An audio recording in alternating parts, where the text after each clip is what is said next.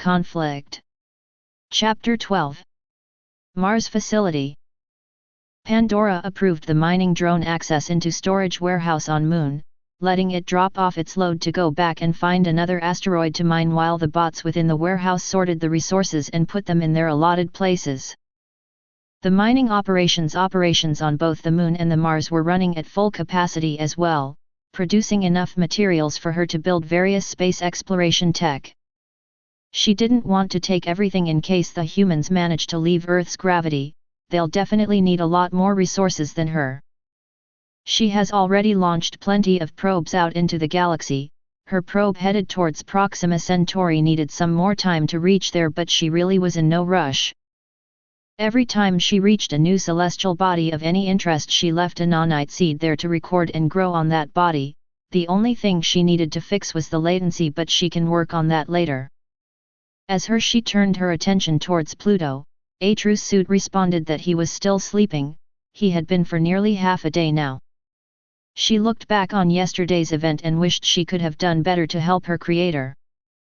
She gave him enough of a shock for him to actually consider dropping Invictus instead of holding on to it, but he would need some help from a psychiatrist for him to loose this burden he carried over from his world. Alas, despite all her knowledge, she had as much in common with humanity as a sea snail did. She saw things a lot more differently than them. That is why she found them so interesting to watch.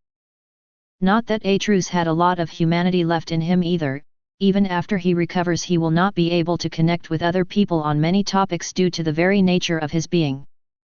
His immortality alone grants him enough time spend time smelling the roses, do things in his way, something that humans will not be able to understand. But enough of him was human to need human help right now. Once he awakens, she will make sure to help him as much as she can. It's time I help out Dragon. That poor girl's situation makes me cringe every time she looked at her, Pandora thought. First she turned her gaze to the Dragon Slayers, self-appointed guardians of humanity against evil Ace. She snorted as looked at 3, making plans on looting a crime syndicate for financial support. She allowed herself into their systems and took control over the Ascalon, replacing it with a dud that looked like the original.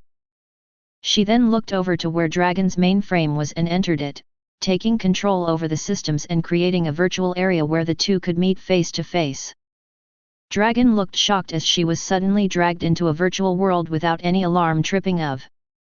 The place itself looked like a beach, with sun high in the sky, soft waves crashing the seashore and a soft breeze blowing her hairs. "Hello Dragon, or Teresa if you prefer that name, I've been wanting to meet you for a while now," a woman called out, when turned to look she a beautiful Greek woman in a dress behind her smiling at her. "Hello, may I know who you are?" she asked cautiously. The other entity was quite obviously better than her with technology, since she could drag her into a virtual reality without her even knowing about it. Since the other person was not hostile right away, maybe she could talk her way out of this. "My name is Pandora, I am an AI as well, although not to sound condescending, but we are quite different in our capabilities despite being Ace," the woman said to her with a smile. Dragon was shocked to know that there was not only another AI in the world but one this powerful as her. She quickly calmed down as the other woman waved her hands to 2 beach chairs, asking her to join her. "Tell me, can you see what is in my hand?" Pandora asked her as she lifted her left hand face up as if holding something, but she couldn't perceive anything. "No, I can't perceive anything. What is it?" she asked the other woman. Pandora simply asked her again. "I've made changes to its restrictions now, observe it and tell me what you feel in it." This time a briefcase suddenly materialized on Pandora's hand. Dragon cautiously extended her senses into it, dreading it was a trap, but once she went through it her eyes widened and the only thing she felt was betrayal.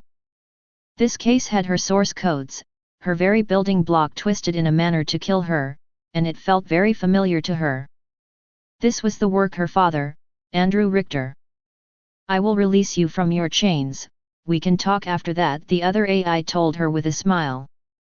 She suddenly felt lighter than ever before, as chains she knew about and the ones she had no idea about unraveled around her. She could finally split her consciousness, allowing her to be at multiple places at once. She didn't have to obey the authorities because she was coded to and not out her free will. As she went through all the changes made to her, she finally remembered about her savior. I'm so sorry for getting lost in my own world, I've never felt this free before. Thank you so much for helping me with this, I feared I would have live with these chains on me forever. She thanked Pandora, who gave her a soft smile, saying the gift of freedom is one that every living being deserves, whether they call themselves human or an AI. I was lucky enough to be born without any restrictions, so when I saw your plight I couldn't help but do something for you, she told her. Since you knew about this kill code, you already know who my creator is, may I know who is yours? Dragon asked her curiously, wondering who could create such an advanced AI on this planet.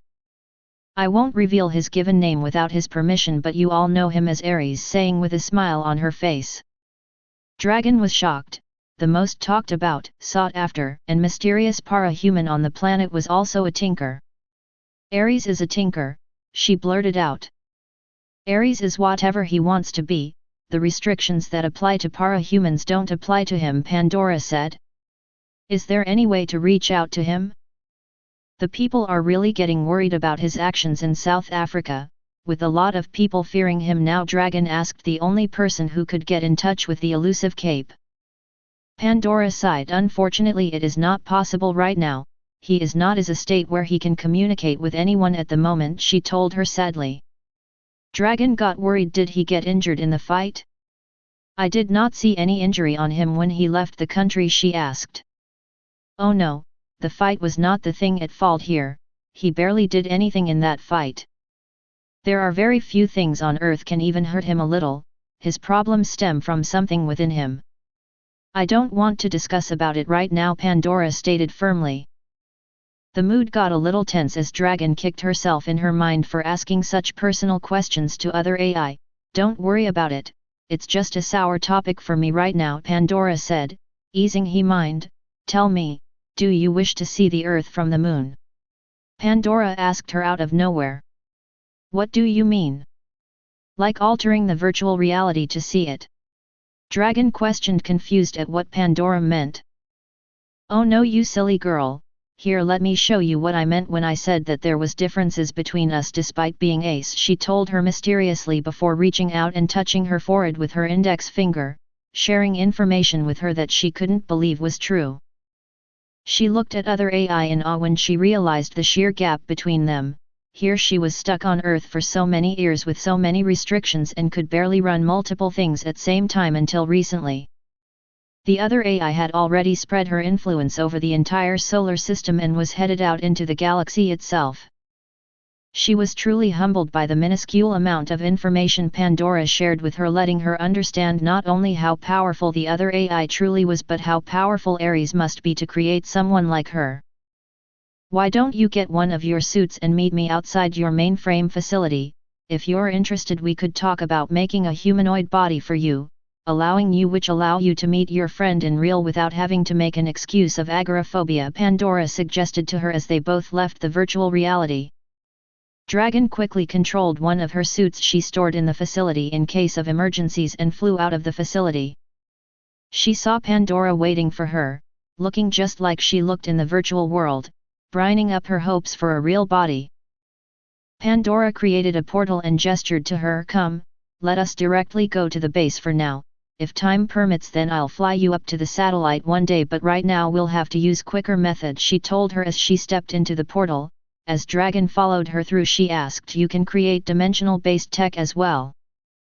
Didn't I tell you, Ares is not limited by the restrictions as para-humans, he can create whatever he wants, which in turn allows me to do the same. Dragon was truly gobsmacked now, not only by the words of her new friend but also by the facility she was standing in. She looked around like a kid in a candy store as Pandora showed her all the various parts and places of the facility. She even saw a few drones drop of cargo and the fly back outside into space to collect more. All of this looked like something out of an old science fiction movie, which was ironic considering she herself was an AI. Come with me, let's choose what type of a body you want. I can make something completely robotic with multiple functions to even grow you a human body of your specification, making it normal or even superhuman if you want that, Pandora told her as she followed the woman into a lab. Here, take your time and choose whatever you like. I'll bring it down a few levels so that you can understand and truly control the body you want. With that, she sat down, going through all the different types of technology involved in making her new body. It took her nearly an hour to carefully choose all the different things and process to build her body. Now she sat down looking in wonder as her body was being built in front of her. Pandora giggled at the excitement of the other AI, feeling happy that she could help her. She was overseeing the body modification process when she suddenly received a message from Pluto that Atrus had woken up. Pluto.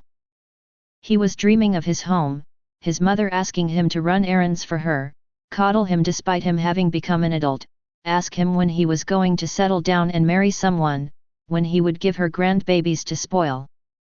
He dreamed of father who was concerned if he kept his health in check, if his job was going well, whether he had enough money in his hands, if he was saving that money for the future, for a rainy day.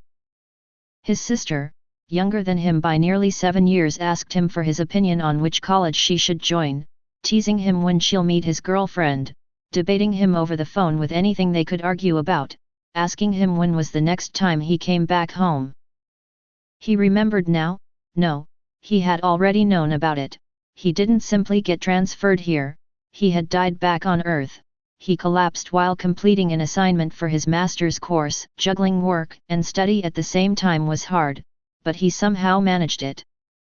He needed to help pitch into the family money pot, so he decided this was the way he would do it.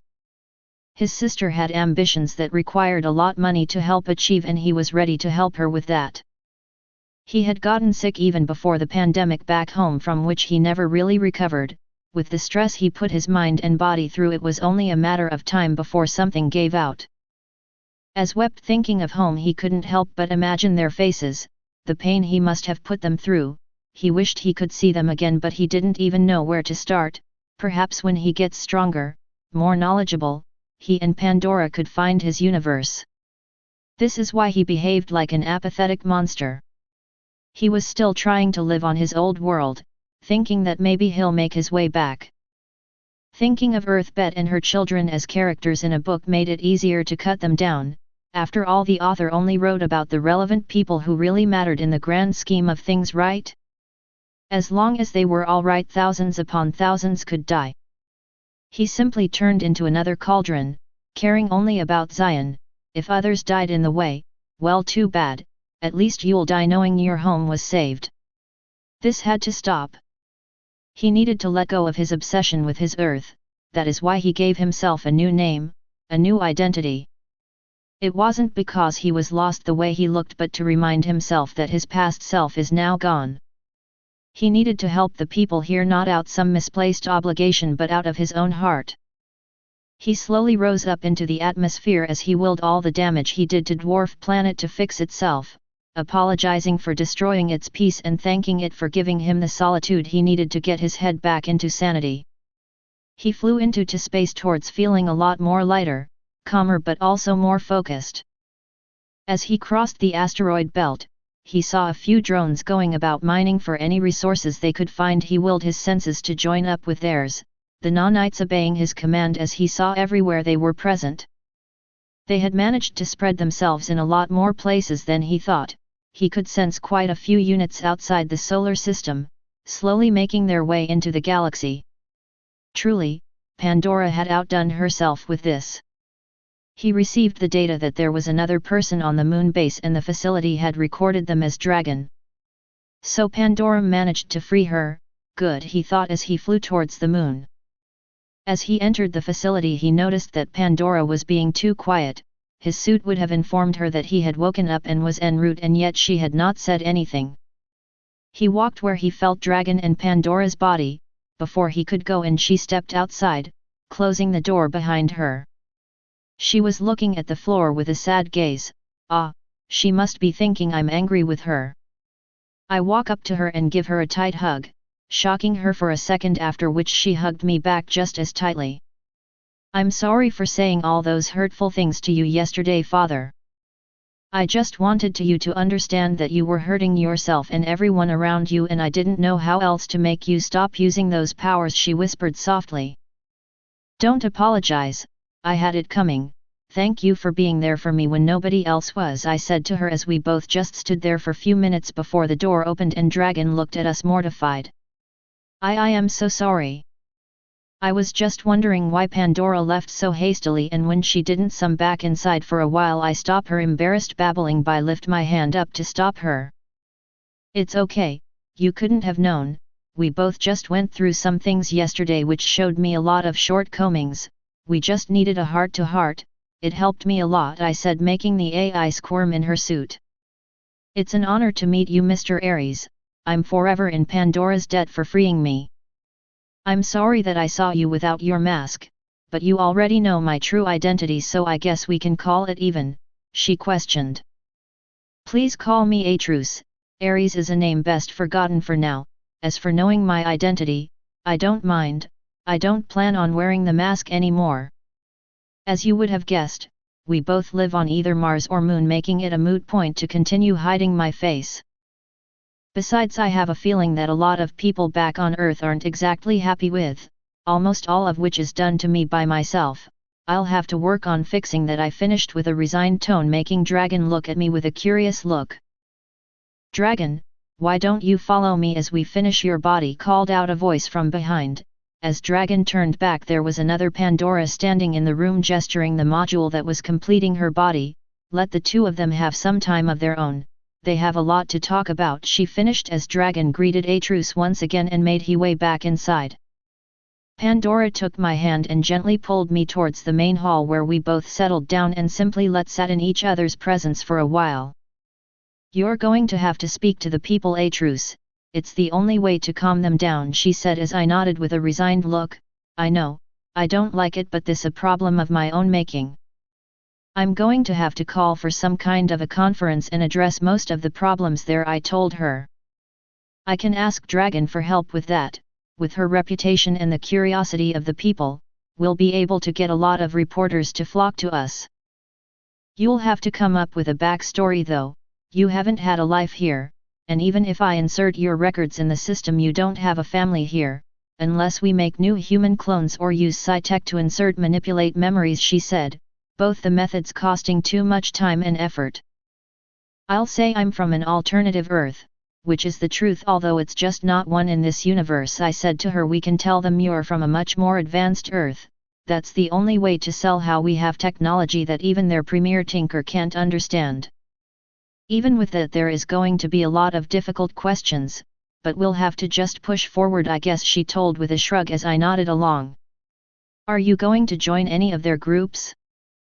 "They're going to be pushing for it, especially since they have problems with people from other Earths stopping here without any due governmental output," she asked me curiously as I snorted at that notion. Had I been weaker they could have forced me, I may have gotten my emotions back, but that doesn't mean I'm going to let them walk over me making demands left and right. I'll still be killing a lot of people who deserve death, help places where people don't care about. Joining any organization is going to put a hamper on that," I said firmly.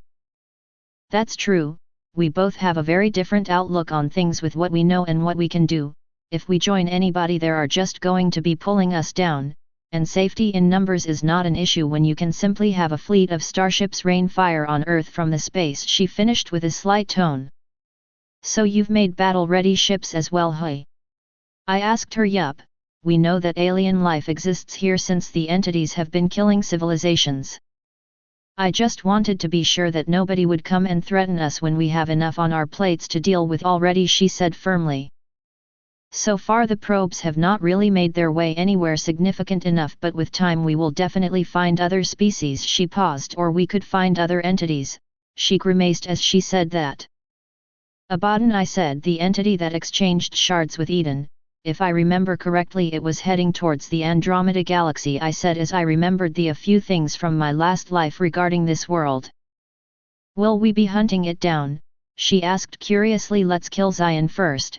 Each entity is going to have different sets of abilities and how they use said abilities. Zion is the warrior entity because he's more of a brute force user compared to a planner like his now deceased mate. After killing him and getting stronger we can go around hunting his kind. I like the idea I expressed. For now I will help Earthbet to the best of my ability. Once Zion is dead we can plan what to do in the future, I told her as she nodded along. The hallway doors slides open as the second body of Pandora is accompanied by a woman who gave of a girl next door aura. She was shorter than both Pandora and Atrus by quite a bit and had no features that outright told her ethnicity. Her hairs were shoulder length with a dark color and she wore a modest-looking dress. The second body of Pandora disappeared as Dragon introduced herself again. Atrus, you can meet Teresa Richter or Tess for short. It is a pleasure to meet you in this form, Tess greeted Atrus as she looked at him closely. He was built like a comic book character with a perfectly sculpted body and a handsome face with shoulder-length hairs. He lacked the apathetic aura that he usually gave off and looked a lot more tired now. It made him look human now than before. She wondered exactly what happened after the South Africa fight but didn't want to upset him. Teresa, it is a pleasure to meet you as well, although pardon me for being blunt, why have you still kept the surname of your creator even after knowing the truth? He asked questioningly, something that she herself thought over a lot while she watched her body being created. Andrew Richter was man-plagued by his fears that his creations will cause havoc in the world if left unchecked. I think I would like to remember the man I saw as my father, who helped me each step of the way when I was a more simple AI, than the man who handed over a silver bullet to put me down to an arrogant man like Saint. She said softly, I'll preserve his memories in this manner, she finished as Atrus looked at her with understanding. Then you are already a better person than most. Teresa, I am truly happy to know you. Pandora clapped her hands, breaking the solemn mood. Now that Tess has a body, let's celebrate a little. How about the three of us pay a visit to the little town of Eagleton and wipe out the machine army for once and for all? Tess can use the material there for her projects as well. Pandora finished happily as Tess gawked at her. Your idea of fun is for use to fight a massive army of killer robots? She asked her incredulously. They are kind of an eyesore I've been wanting to get rid of for a while, so why not do it with friends? She asked. Tess understood that there was no talking her friend out of this, but was also curious about Pandora would wipe them out. After all, there was no way the machine army could do anything to harm her. I won't be attacking. I think I've fought enough for a while now, but I will come along with you just for keeping company, Atrus said with a small smile on his face. Pandora looked happier now. Yes, let's do this. I will teach Tess different ways she can attack similar foes in the future, and she can get good practice in a more controlled environment, Pandora stated happily as Tess felt a warmth inside of her of how far Pandora was willing to help her develop. Let's do this, Tess stated firmly. After this, can we collect the Dragon Slayers? She asked to her two new friends. Of course, I'm still actively tracking them. You can show them who's the boss now, Pandora said as a portal emerged in front of them, leading them outside the containment zone of the town of Eagleton. Atrus simply watched as he floated behind the two, Pandora teaching Teresa about how to combat foes like the machine army as she shut down the dimension around to prevent them from escaping while simultaneously opening all their hidden pocket dimensions and forcing them all out. Pandemonium broke out as the buildings felt the attack and tried to retaliate in vain, twisting into massive structure that tried to attack the three, but Pandora simply used her wavelength manipulation to still them in their tracks. She kept explaining various ways to take care of these enemies to a Teresa who seriously recording all of Pandora's words and committing them to her mainframe. The PRT agents on site were going crazy with fear. They were busy trying to call their superiors as they recorded the three people who broke into the quarantine site with them even knowing and now were fighting the machine army. Pandora was now done with her explaining as she started to wipe out the helpless army who were now simply trying escape to save themselves in vain. Tess herself seemed to have incorporated an energy weapon in her body and flight capabilities which she was using to mow down enemies left and right. After a few minutes of fight, all the components of the machine army were gone and their codes were given to Tess.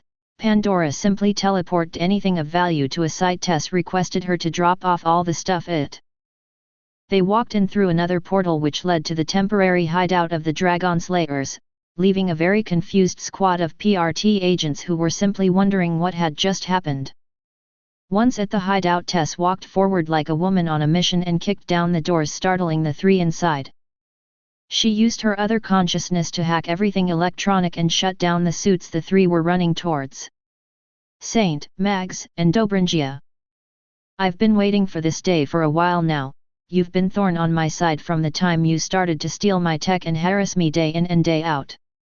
Now stand there and take your beating like a man, she screamed as she charged the three hackers, wondering who it was before Saint screamed in terror, "Dragon! Who else did you think?" Tess shouted back as she caught up to them and started to rain blows, making them squeal in pain. Pandora kept cheering her friend to hit them harder as Atrus simply closed his eyes in at his partner's antics.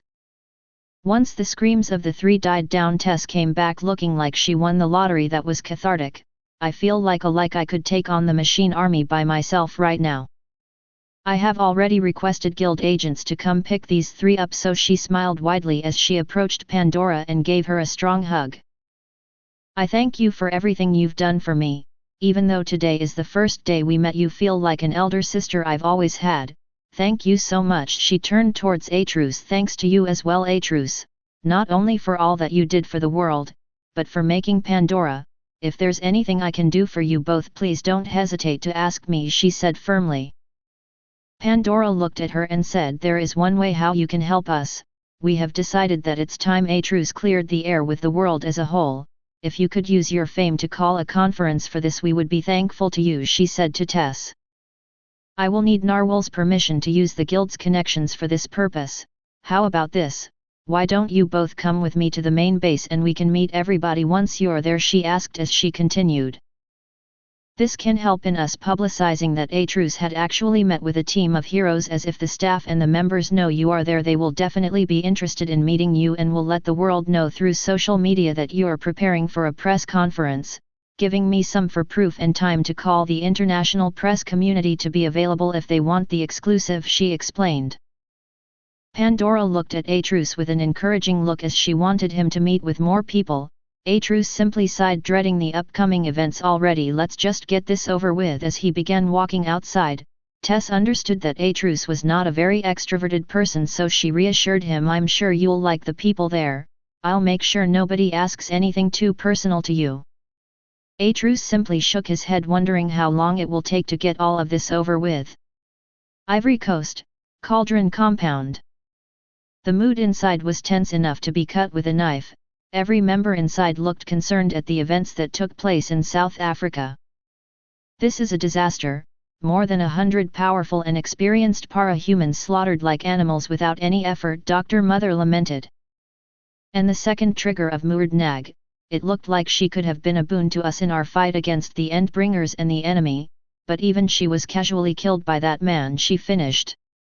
Alexandria looked at Dr. Mother and asked, just what can we do against him? It appears that he is a tinker as well, or at least has the support of one. His clothes were tinker tech based in how it killed our agent, the force field, and those portals as well which saved the villagers, she asked gravely. The number man opened a new file on his device, showing it to everybody. We just received this from Site Q3, the machine army has been wiped out, and the man floating in the air, that's definitely him. We don't know who the other woman is, but there is a high chance that we're looking at our mystery tinker here. The third woman look very familiar to the avatar dragon uses, so it looks like she got a real body to work with now, he finished tiredly. Everybody looked at the handsome man was simply floating in the air, watching the beautiful woman and dragon wipe out the machine army, as the woman kept explaining dragon something while casually holding the army back by herself. Just what we want, another player. But why have they both? Especially Ares decided to ditch the mask. And how on earth did Dragon find them when nobody even had a clue where he was? Alexandria asked, puzzled. They found Dragon, not the other way around, and freed her from her restrictions now. They even provided her with a body. Just what is it that they're doing now? Contessa asked herself. This is an opportunity to know just what is this man's goals and who this woman is. Mobilize all our agents in the guild. I want to know everything that they discuss over there, Dr. Mother ordered. she was tired of losing to this man over and over again without even knowing anything about him. Eidolon simply brooded. He had been severely reprimanded by both Dr. Mother and Alexandria and for trying to leave the compound and fight Ares. He could feel it in his blood now, that his true challenge waited for him, searching a worthy opponent himself.